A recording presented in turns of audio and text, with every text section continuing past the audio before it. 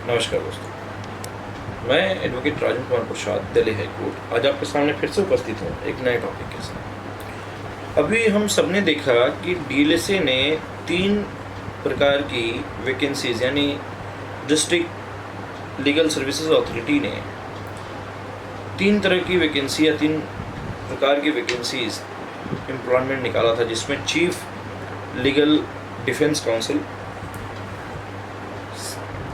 साथ ही साथ deputy chief legal defence council और असिस्टेंट लीगल डिफेंस काउंसिल के रूप में 3 पद निकाले गए थे। कई सारी वैकेंसीज आई थी दिल्ली के अंदर, कई सारे डिस्ट्रिक्ट में इनका आवेदन किया गया। इसी पर मैं चर्चा करूंगा कि क्या ये सही है क्या, इसी के बारे में बताऊंगा। स्टार्ट करने से पहले मैं रिक्वेस्ट करूंगा कि चैनल पर अगर आप नए हैं तो प्लीज़ चैनल को सब्सक्राइब ज़रूर कर लें, बेल आइकन को ज़रूर दबाएं, जिससे कि जो भी हम वीडियो लेकर आते हैं आप तक सही समय पर पहुंच सके। साथ ही साथ वीडियो अगर अच्छी लगे तो लाइक शेयर करना ना भूलें। चलिए चलता हूँ टॉपिक की तरफ। डिस्ट्रिक्ट लीगल सर्विसेज अथॉरिटी ने नालसा के बिहार पे अभी कई सारी वैकेंसीज निकाली हर स्टेट में, जैसे कि मेरे सामने यूपी और दिल्ली की आई।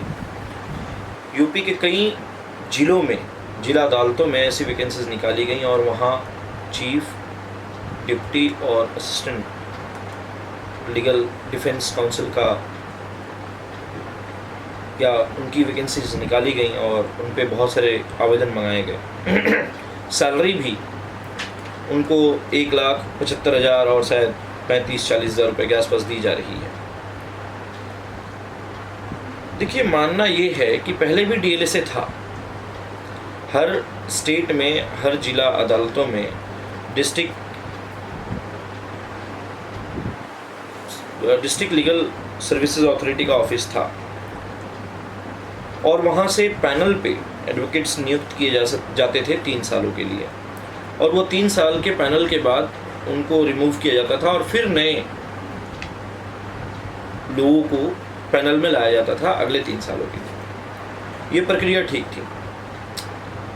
इसमें होता क्या था, जो भी पैनल एडवोकेट बनता था वो कई तरह के काम करता था, जैसे रैन बसेरे जो होते हैं उनका देखना कि उनमें कोई इलीगल एक्टिविटीज़ तो नहीं हो रही है, कोई महिला सेल है या वुमन सेल या महिला का जहाँ रख रखाव किया जाता है, यानी प्रयास जिसको हम कहते हैं, उसमें कोई इलीगल एक्टिविटीज़ तो नहीं हो रही हैं। जुवेनाइल जस्टिस बोर्ड, जहाँ बच्चों को रखा जाता है, जुवेनाइल बच्चों को किसी भी क्राइम में फंसते हैं तो उनमें कोई धांधली हो रही है नहीं हो रही है, इसको भी देख रेख करना।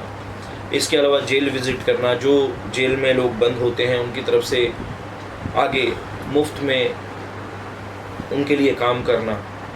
इसके अलावा कोर्ट के अंदर भी जजेस को असिस्ट करना, जो मुलजिम जिनकी इतनी कैपेसिटी नहीं है कि वो अपने लिए प्राइवेट काउंसिल या प्राइवेट एडवोकेट हायर कर सकें, उनको मुफ्त में उनके केस को लड़ना और उनको न्याय दिलाना,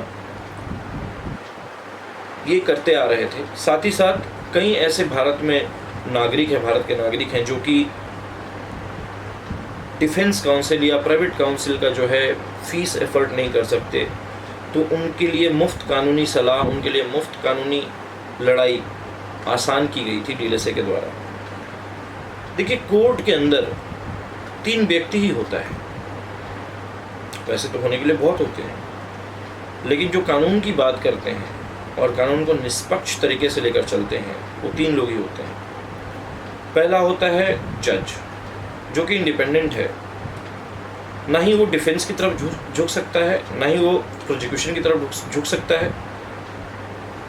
उसको फैसला जो देना होता है वो कानून को मद्देनज़र रखते हुए और इंसाफ को मद्देनज़र रखते हुए देना होता है। दूसरा होता है प्रोसिक्यूशन। प्रोसिक्यूशन क्या करता है कि किसी भी केस में सरकार की तरफ से उस केस को लड़ता है और प्रोसिक्यूशन की बातों को जज के समक्ष रखता है और जज के सामने रख कर उन पे जिरह, बहस या फिर गवाहियाँ वगैरह जो भी है, चीफ एग्जामिनेशन वगैरह करवाता है। तीसरा जो होता है डिफेंस काउंसिल।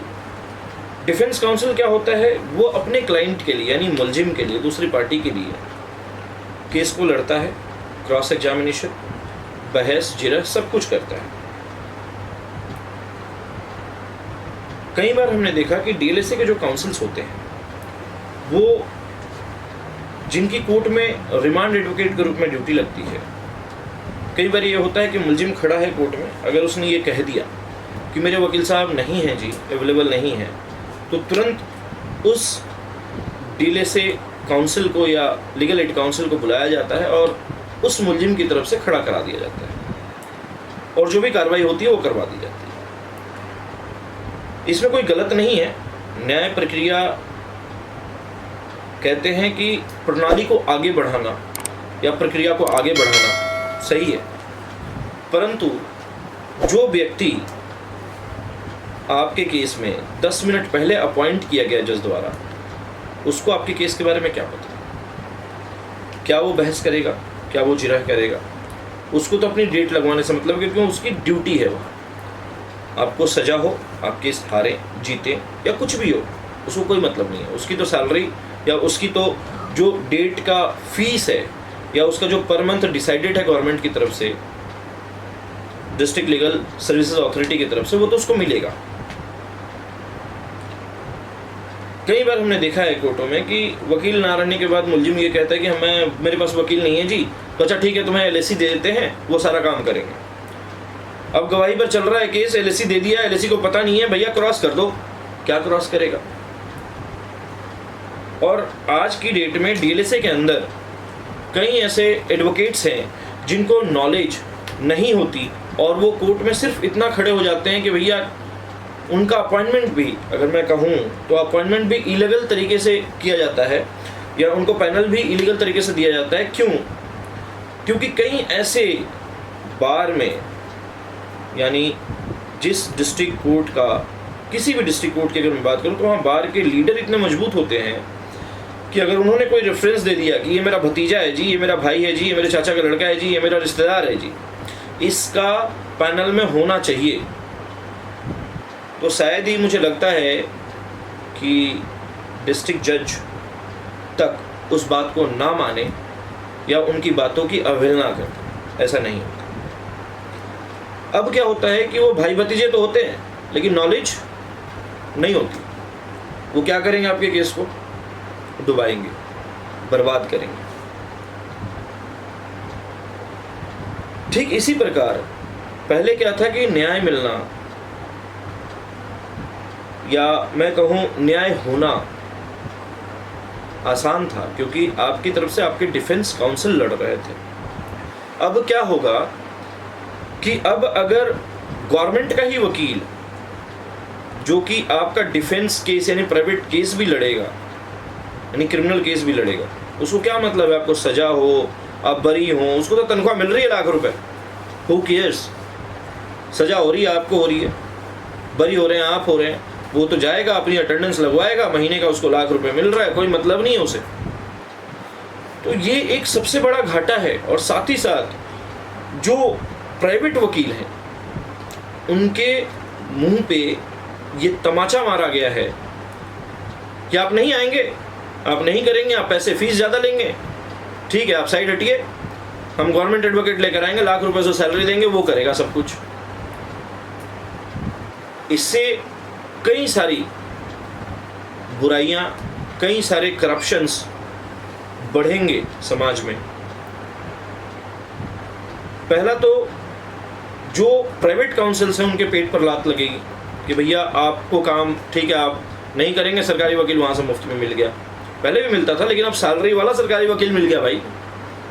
वो क्या करेगा क्या नहीं करेगा अल्लाह मालिक है या ऊपर वाला मालिक है, भगवान मालिक है। लेकिन इससे घाटा और करप्शन बढ़ेगा, इससे कम नहीं होगा। अब मुलजिम का जो है कन्विक्शन रेशियो, जो भी अभियुक्त कोर्ट में आएंगे उनका कन्विक्शन रेशियो ज़्यादा होगा उनके वजह से, क्योंकि वो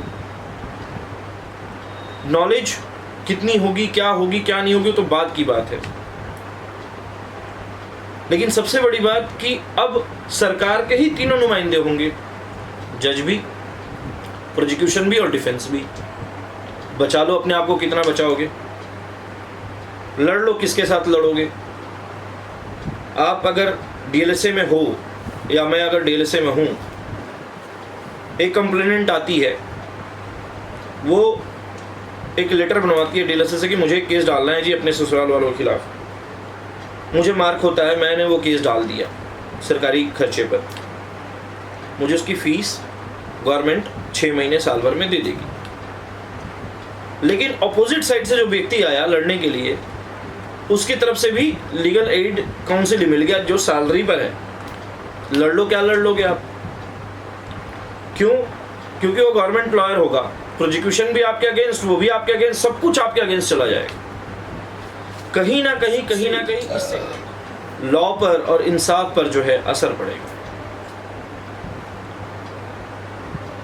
वो भी सरकार का होगा, जज भी सरकार का, और डिफेंस काउंसिल भी सरकार का, और प्रोसिक्यूशन भी सरकार का। तो इससे कहीं ना कहीं न्याय पर असर पड़ेगा और कन्विक्शन रेशियो ज़्यादा होंगे।